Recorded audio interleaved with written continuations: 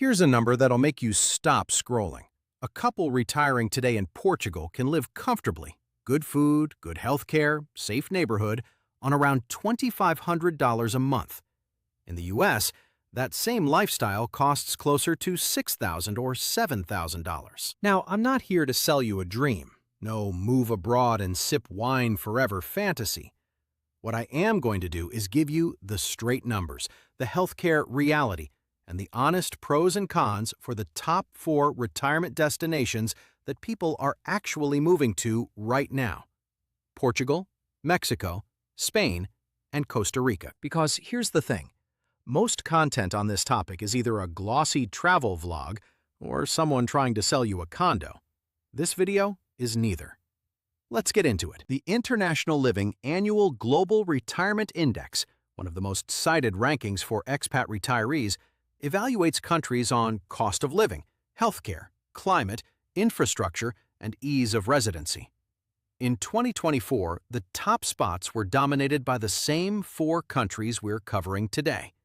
That's not a coincidence. But numbers on a page don't tell you what it's actually like to see a doctor when you're 67 in a country where you don't speak the language fluently, or whether your Social Security payment actually stretches as far as the articles say it does once you factor in rent, utilities, and the occasional flight home. So for each country, I'm going to cover 4 things: monthly cost of living, healthcare access and quality, visa and residency reality, and one honest watch-out that most content glosses over. Portugal has been the darling of the retirement abroad world for the last years, and for good reason. A couple can live well in cities like Porto or the Algarve coast for $2,200 to $3,000 per month.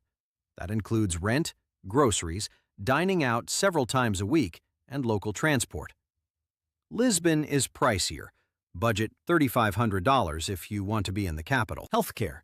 Portugal has a National Health Service, the SNS, and it is genuinely good. Wait times for specialists exist, but private health insurance runs around $150 to $250 per month per person, and with that, you're getting same-week appointments in excellent private hospitals. Many expats use a hybrid model: private insurance for speed, public system for major procedures. Residency. Portugal's D7 passive income visa was built almost exactly for retirees. Prove you have around €820 per month in income. Your Social Security often covers this, and you can live there legally with a path to permanent residency in 5 years. The honest watch out. Portugal is no longer the secret it was. Property prices in Lisbon and Porto have risen sharply. The Algarve and smaller cities like Braga or Setúbal still offer real value. But if someone told you they found a 2-bedroom apartment for €600 a month, they found it 5 years ago. Mexico is, quietly, where the largest number of American expat retirees actually live. Hundreds of thousands of Americans and Canadians have made it home, and the numbers make it obvious why. In cities like Mérida, San Miguel de Allende, or Lake Chapala, a couple can live very comfortably on $1,800 to $2,800 per month. That's rent, food, utilities, and a social life. Mexico City is more expensive, but still significantly cheaper than any major U.S. city. Healthcare. This is where Mexico genuinely surprises people. Private hospitals in major Mexican cities, think Médica Sur or Hospital Español in Mexico City, are internationally accredited and staffed by U.S. or European-trained physicians. A specialist appointment runs $30 to $60 out of pocket. Many retirees skip insurance entirely for routine care and keep a U.S. or international policy for catastrophic coverage only. Residency. Mexico's temporary residency visa requires proving around $1,600 per month in income. Again, Social Security often covers this. After 4 years, you can convert to permanent residency. The honest watch out. Safety varies enormously by location. The expat communities in Mérida, Lake Chapala, and San Miguel are large, established, and genuinely safe. But Mexico is a big country with real regional differences.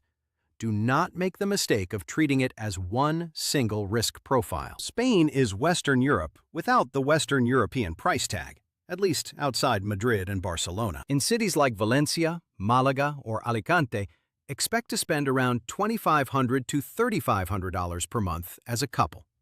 You get Mediterranean climate, incredible food culture, excellent public transport, and a pace of life that is genuinely different from the US or UK. Healthcare. Spain consistently ranks in the top 10 globally for healthcare quality. As a legal resident, you can eventually access the public system, though for the first few years, private insurance is required as part of the residency process. Private health insurance in Spain is excellent and runs around $100 to $200 per month per person, notably cheaper than equivalent coverage in the US. Residency. Spain's non-lucrative visa is the standard route for retirees. You need to demonstrate around 2,400 euros per month in income. That's higher than Portugal or Mexico, so you may need investment income or savings on top of Social Security. The process is more bureaucratic than other countries on this list, but the payoff is living in one of the most livable countries on the planet. The honest watch out. The non-lucrative visa doesn't allow you to work, including remote work for foreign clients. If you plan to do any consulting or freelancing in retirement, get legal advice before you commit. Costa Rica is the outlier on this list, and also the one that most surprises people when they dig into the reality. Cost of living. In the Central Valley, around San Jose or Atenas, a couple can live well on $2,000 to $3,000 per month.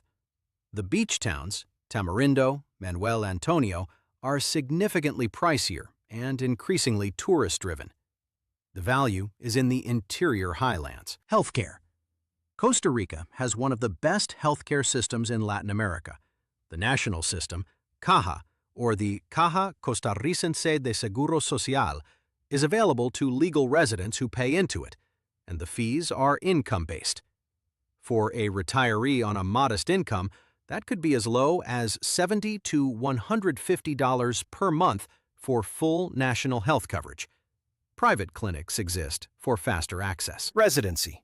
Costa Rica's Pensionado visa is one of the most retiree-friendly in the world. You need just $1,000 per month in pension income, one of the lowest income thresholds on this list. Social Security alone usually qualifies most American retirees. The honest watch out. Infrastructure outside the Central Valley is genuinely limited. Roads in rural areas can be rough. Power outages happen. Internet reliability varies. If you're picturing the beach paradise lifestyle from a magazine, know that that paradise sometimes comes with logistical friction.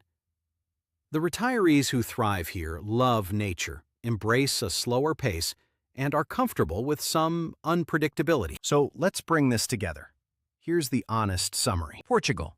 Best overall balance of safety, infrastructure, European lifestyle, and value. Bureaucracy is real, but manageable. Mexico. Lowest cost, best healthcare value, largest expat community. Safety research is non-negotiable before you choose a location. Spain. Highest quality of life on this list. Best healthcare system. Higher income requirements. Great for those with solid retirement income. Costa Rica. Most retiree-friendly visa. Excellent healthcare access via CAJA. Great for nature lovers. Infrastructure is the trade-off. Here's what I want you to do this week if this resonated. Pick the one country that felt most aligned with how you actually want to live. Not the cheapest, not the most exotic. And spend 2 hours reading the expat forums specific to that country. Reddit's r/expats, the Portugal community, the Chapala.com forums from Mexico. Real people, real numbers, real complaints. That's your homework. This is one of the biggest lifestyle decisions you can make after 50. Do it with your eyes open, not through a glossy lens. If this gave you a clearer picture of what's actually possible after 50, do me a favor, hit the like button. It genuinely helps this channel reach more people who are asking the same questions you are. And if you're not subscribed yet, now's a good time. We cover brain health, longevity, and the big lifestyle decisions that actually matter in your 50s, 60s, and beyond. All of it straight, no fluff. Stay sharp.